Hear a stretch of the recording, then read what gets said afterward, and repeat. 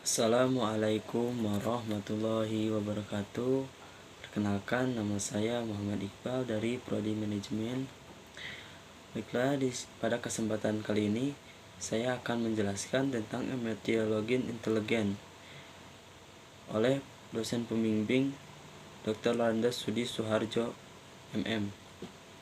Baiklah, di sini saya akan menjelaskan yang pertama, yaitu pengembangan emosi pengaruh oleh dua faktor, kematangan dan fokus belajar, karena lebih panjang belajar itu lebih dapat dikembangkan menjadi dua. Yang pertama, perkembangan emosi dapat didefinisikan sebagai suatu susunan yang kompleks dan getaran jiwa yang melibatkan perasaan, pikiran, dan aspek biologis dan fisiologis, namun disertai serangkaian tindakan.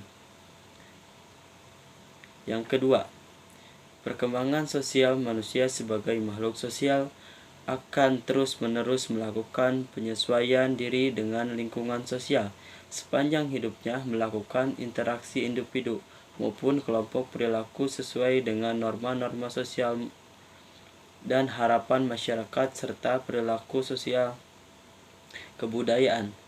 Pencapaian kematangan diperoleh melalui proses belajar dan menyesuaikan diri dari orang lain atau proses sosialisasi.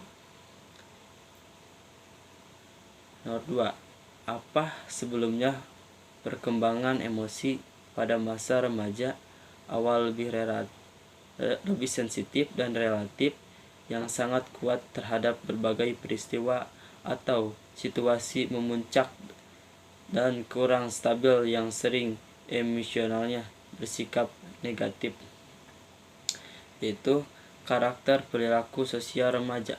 Masa remaja kaitannya dengan nilai-nilai selaras dengan nilai-nilai orang dewasa yang akan dimasukkannya. Tugas mengembangkan perilaku sosial yang bertanggung jawab pada masa remaja, berkembang sosial cognition yang kemampuan untuk memahami orang lain. Hal ini mendorong remaja untuk membina hubungan sosial dengan teman sebaya. Yang ketiga ialah demi keberhasilan cita-cita sebagai mahasiswa, apa perilaku kami mengendalikan emosional yang terarah dalam positif. Yang pertama, prioritaskan identitas serta didik diduga memiliki kecerdasan emosi, keterampilan sosial yang rendah. Yang kedua, pahami keragaman dan kecerdasan emosi dan keterampilan sosial peserta didik serta bersikap bijak menghadapi mereka yang memiliki kecerdasan emosi dan keterampilan sosial yang rendah. Yang ketiga, sebagai model sosial tampilan perilaku yang memerintahkan kecerdasan emosi, keterampilan sosial yang tinggi serta ikhlas dalam belajar. 4. Menciptakan iklim belajar yang kondusif bagi perkembangan kecerdasan emosi dan sosial, yaitu iklim yang demokratis, nyaman, tenang, disiplin, diselangi humor dan suasana gembira.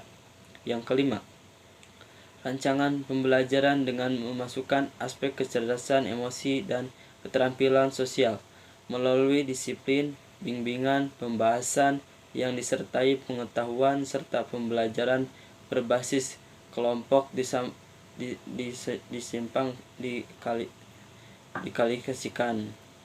Yang keenam, bimbingan peserta didik untuk mengekspresikan emosi yang diterima secara sosial.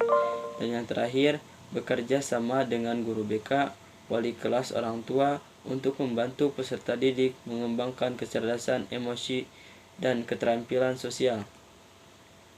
Baik, mungkin hanya itu yang dapat saya sampaikan, kurang lebihnya mohon maaf. Wassalamualaikum warahmatullahi wabarakatuh.